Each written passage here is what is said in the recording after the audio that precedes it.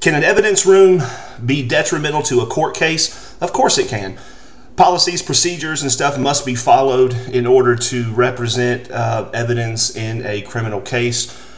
So we're going to take a look at two evidence rooms, and without further ado, let's get started.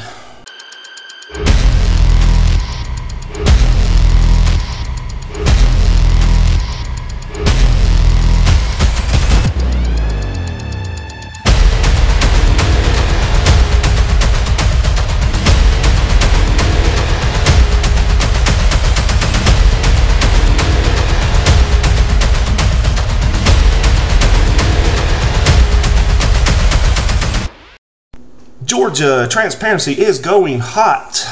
Please like, share, subscribe, and hit that notification bell. Okay, so you would think evidence rooms are supposed to be locked tight, secure, and only certain personnel are allowed in and out.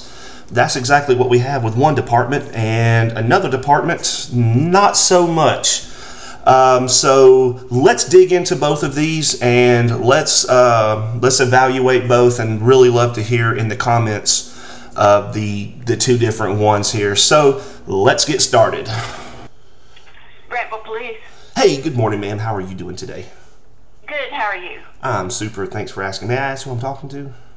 This is Jenny. Hey, Miss Jenny. I was wondering if I could set up an interview or something to speak with the evidence custodian or evidence technician, and maybe get a walkthrough of. Hold on just a minute for me, okay? Hold on. Okay. Sir. Yes, ma'am. Thank you for holding. You're very welcome. You will have to do the interview with the chief, but I can tell you right now, there's not going to be a walkthrough of the evidence room and all. That's a secure area. Oh, okay. I wouldn't be able to see the evidence room. Really, you wouldn't be able to go in there. Oh, no, I meant like where they. Area. No, I meant where, like where the officers lock the evidence up at.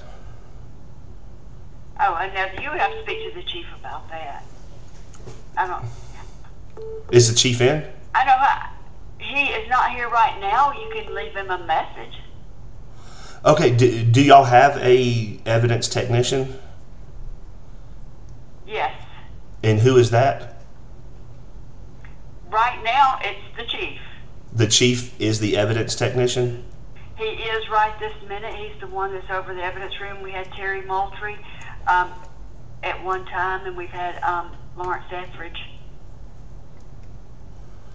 Okay, who's the, I guess, okay, as far as the, who's the supervisor then, the manager of the evidence room?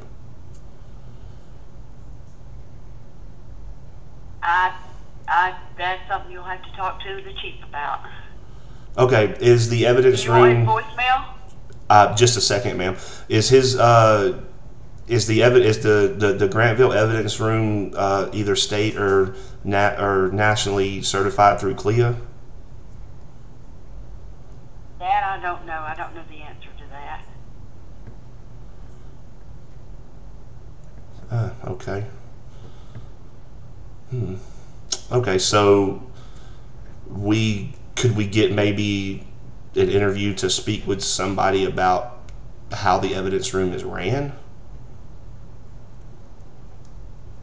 Hold on just a second. Okay. Telephone number 762-255-5375. Can't take your call now. Alrighty, so like I said, it's very weird. Doesn't seem to be being very transparent at all.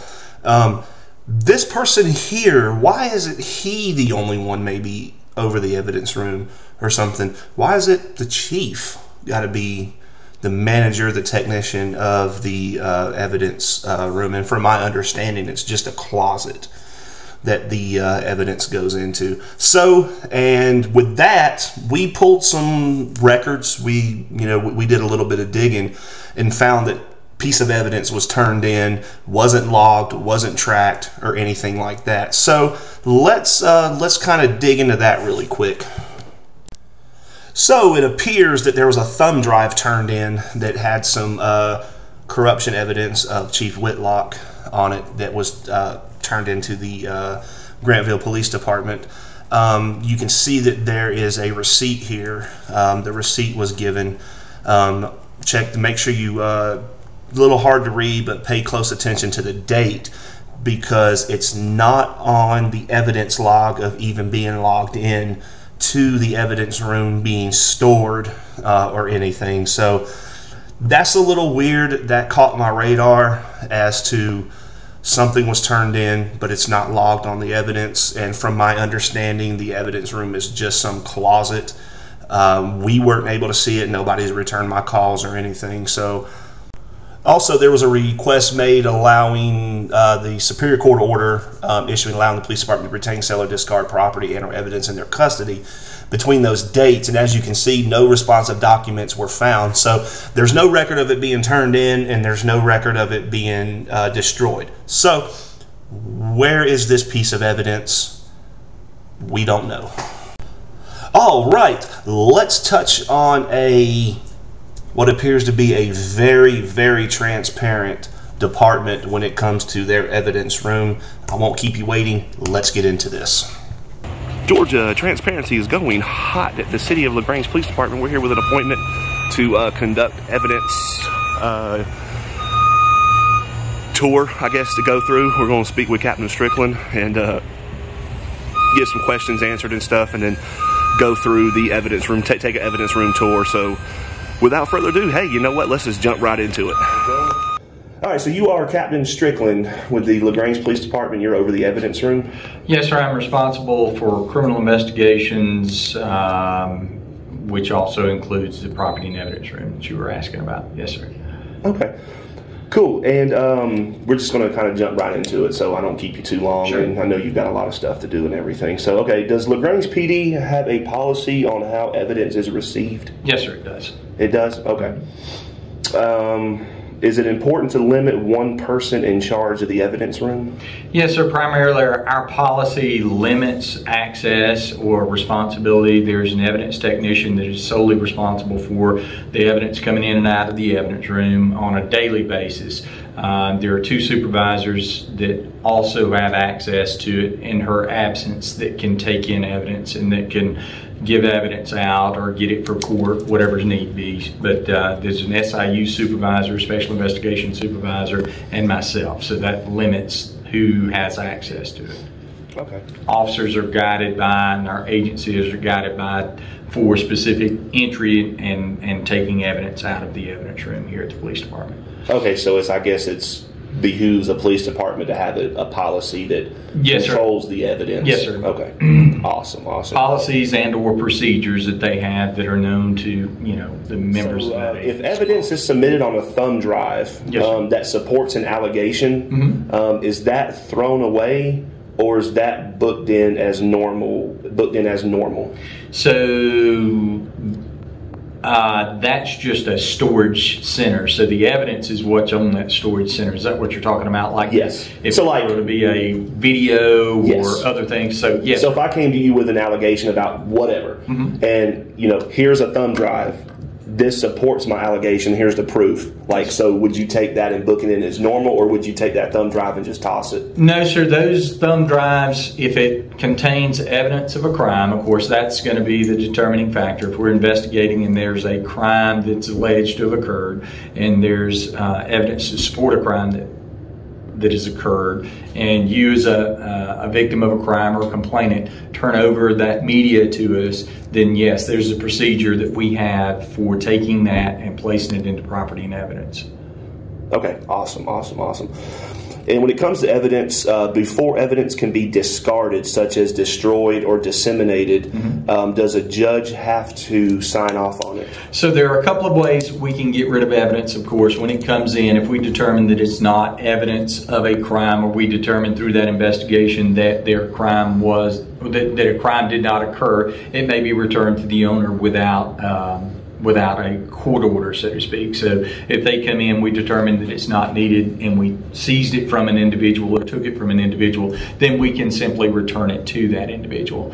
If it's evidence of a crime and we go through court and it's no longer needed, then we can return it as well. But if it's evidence that is abandoned or we take as lost or mislaid, or if it's contraband, obviously it's illegal, it can't be returned to an individual, then in most cases we do get a court order on abandoned property and or evidence or contraband. And then, like contraband that I'm talking about, such as drug evidence, it is actually burned, or we put it in an incinerator and it's burned and destroyed. So the other items, obviously, we attempt to return to the owner, and if we can, it becomes abandoned property, and that way we get the order from the judge. Awesome. How often are audits conducted on the evidence room here, and who conducts them? So we do, they're quarterly audits done by our Kalia, she's a Lieutenant Sanders. She completes those quarterly audits, but we actually do more than that, and we do what we call a monthly audit. I require that the Special Investigations Unit supervisor, who is the direct supervisor over the evidence technician, they do a monthly inspection of evidence. So they go and randomly pull evidence, and they make sure that it's there where it's supposed to be, and they go back into the computer system where it's logged in and ensure that all of those processes are in order, and then they also go into the computer and go the opposite way.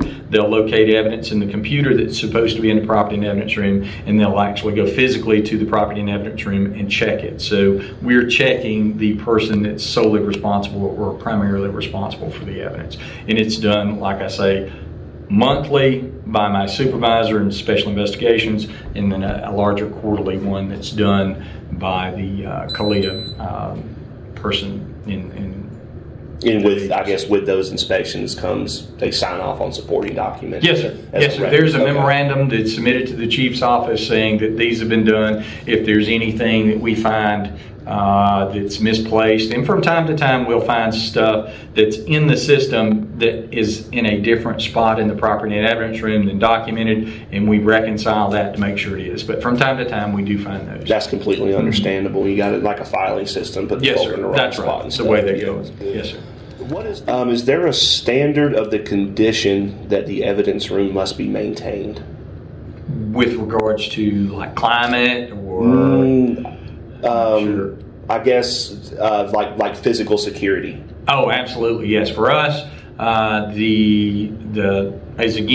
there's limited access to the evidence. In fact, there are only 3 people in the department that can access that evidence room. The evidence room, and their keys that are cut for those 3 individuals. And also each individual has an alarm code. So there's an alarm on the evidence room itself, and each of us have a different alarm code, so there's not a common one. In that alarm code, you can go back and look in the alarm system to see who actually logged in. And there is also video cameras, video recording, both right outside the evidence room and in the evidence room itself. So we can go back and see who is in the evidence room. We can log and see who turned the alarm off, obviously. So yes, and of course it's climate controlled, and there's also an item in there that keeps the humidity a certain. The dehumidifier. Dehumidifiers, yes, sir. So would a good example of you said there needs to be a reason for someone to check a piece of the evidence out, I guess, pertaining to their case. Would a good example be for that to prepare for a trial, right, to go to court, or to even transport it to court? That's right. Transporting it to court, having a prosecuting attorney come over and look at it. We have times when defense attorneys come over with the prosecutor, and they have the opportunity to view the evidence there prior to us going to court, so they know what they're looking at. Obviously, evidence that is checked out and transferred to the crime lab for further processing. Obviously, returning the evidence to owners after a case is disposed of, or we oftentimes get recovered property, wallets, purses, things like that. It's taken out of the evidence room and returned to the rightful owner. Awesome. That's good. this question here is going to caveat out pretty much of everything that we've covered thus far. So if any of these procedures that you've mentioned and everything are not followed, does this increase the chances of a wrongful conviction? I know that it causes issues when you're talking about the integrity of the evidence that has to be argued when it's time for it to go to court. So absolutely there's an issue there if it's not followed like it should be followed. If the evidence is not secure, it could cause those issues. You know, it depends on the piece of evidence itself. You know, if it's a rock that was used to break a window in a business, you know, somebody not doing exactly what they're supposed to do is not going to change the fact that you've got a rock that was used, you know what I'm saying, in the commission of the burglary by breaking the window. However, if it were something such as an example, you know, swabbing that contained DNA, if we didn't do what we should have done or followed the processes that we have in place to ensure the integrity of that DNA, and we cross-contaminated, absolutely it could cause an issue where it could cause a problem with the prosecuting of an individual in court, and obviously it may not be actually used in that prosecution. So I'm going to make, I guess, a hypothesis on this that y'all probably never really had that issue, because it seems like y'all got some strict guidelines. We do have strict guidelines. When we do identify issues, generally they're minor issues with the submitting process, and we address them either through discipline or training. We have had those and we've addressed them appropriately, I believe, to ensure that, you know, going forward there's not those issues, but they're addressed, and I would say that, yeah, we're very strict on that evidence process because we know the importance of that evidence when it comes time to prosecute those cases. Good. Is it standard to have the evidence room certified by the Georgia Chief of Police Association? Now, the certification is that we get is a overall agency certification where there's specific standards that we have to follow, and then we have to prove that we're following those standards.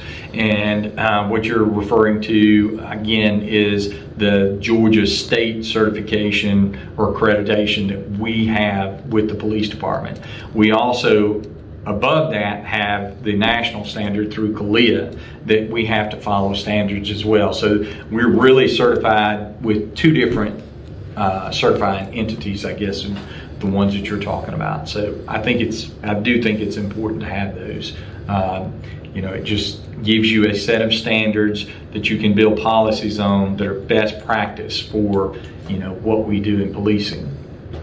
Yeah, you guys follow that, and I saw them out there in the lobby. Yes, sir, state certification and national accreditation. Yeah, I saw those, and then I guess I'm just curious why other departments don't even worry about messing with that. So it just kind of baffles me. Yeah, it's kind of hard for me to answer for another department. Yeah, I'm sure there are reasons there. I just don't know. Each, you know, agency head would actually answer those. And the last question I got that I could actually come up with is it important to maintain a chain of custody log with all evidence that is stored? Absolutely it is. So the officer fills out a property and evidence form that is attached to the evidence when it's submitted into the property and evidence room. They also make a computer entry into the department's record management system saying that this evidence has been entered into property and evidence and a description of the evidence. It actually goes into the one-way lockbox that I'll show you in just a few minutes, and then it is signed for by the evidence technician, who goes in both on paper, and this is an example of just what we were talking about, where it's signed in and out, where it goes in physically. We keep up with this hard copy, and it's also kept up with digitally in the computer. So every time the evidence technician or an officer signs the evidence into evidence, she duplicates it basically in our record management system saying the same thing. I received this evidence on this day. it's stored in the property and evidence room at this location, and if she takes that out to turn it over to an officer for processing, a district attorney for prosecution, or whatever it is, she physically signs it out to that officer or to that prosecutor. They sign it. Then she goes into the computer system itself. Again, she signs it in the computer system, and we can track who has the evidence, when they have it, and obviously for what reason they have that evidence. So yes, very important. Okay, cool, awesome. Yeah, that sounds like a pretty well-oiled machine, squared-away operation. I think it does what we need it to do. Exactly. Our overall goal is to make sure that the integrity is there. So when it's time to prosecute or go to court and deal with these things that we have to deal with, it's there. We know it's there and it's done right. Cool. All righty. We take a look at everything. Sure. Then? Okay. All righty. Yes, sir. Right here.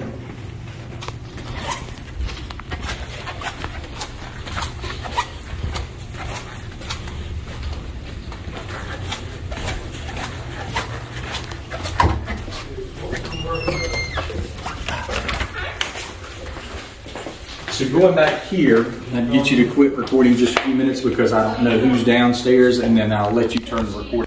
Alrighty, Georgia Transparency is back. Alright. So an officer that obtains evidence would have the opportunity, obviously, to come in here. This is a processing station, so if they had evidence that needed to be packaged for whatever reason, they could come in here and actually take the smaller bags and things and packages based on our policies. We would then come here to this table, do what they needed to do in order to package that. And these are the one-way lock boxes that I was explaining earlier. So if an officer comes in and he's got a small item, he opens this and drops the evidence in there, smashes the button, and it locks it where you cannot access it again. Let's see. Some of these are locked. So what happens is the evidence tech's office is here. It's directly connected to the property and evidence room, which is back here. As you can see, there are video cameras that I talked to you about at both ends, and there's another one back down there. So you can't get into the evidence room without being captured outside going into the evidence room. We talked about the evidence room itself. This is so there's a back side to this, I guess? No, so you can open up the back end? The only way that you can get into this evidence room is through this door or through her office. It's kept cold. There's a refrigerating system, and basically you pull it out and you lock it into one of these bays, and then you can shut it back. So there's smaller things right here, 1, 2, 3, 4 different ones that you can load things that have to be maintained as far as the refrigeration is concerned. There are other refrigerators in the back, so what she does is she comes in here and she can actually take those items until it's transferred to the lab and place them in a refrigerator in a secured area back there. Are we able to look in there? I can let you just look from the doorway. I can't let you go in that area, but I can let you look and kind of see the way. Would I be able to film from the doorway in? You can, yeah, from the doorway. Yeah, not entering in there. You can kind of look from this area back what we're looking at. So that's an evidence room, and it's got areas to expand upon, so it goes into a box depending on what the type of the evidence is.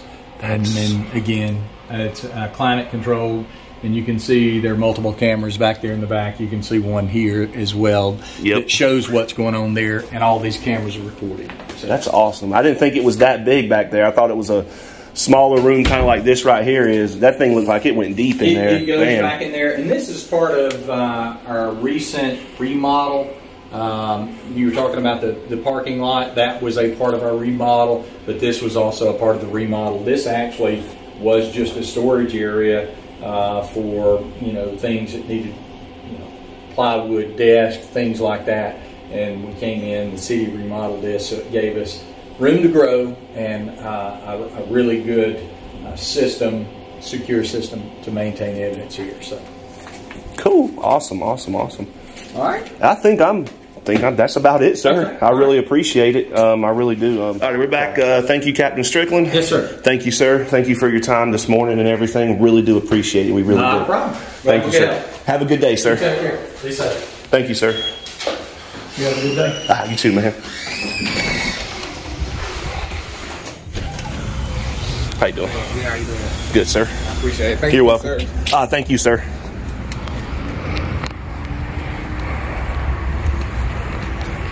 All right, Georgia Transparency is just finishing up here at the city of Lagrange. We did an evidence room tour, got a little bit of information from the evidence supervisor, the Captain Strickland, very knowledgeable. They seem to have their stuff well under control. They really do, from what I've seen so far. So, and everything. So let's give it up to Lagrange. They think they're doing a pretty good job with this. The facility was well kept. It looks like everything was well maintained down there. So, all right, without further ado, Georgia Transparency out.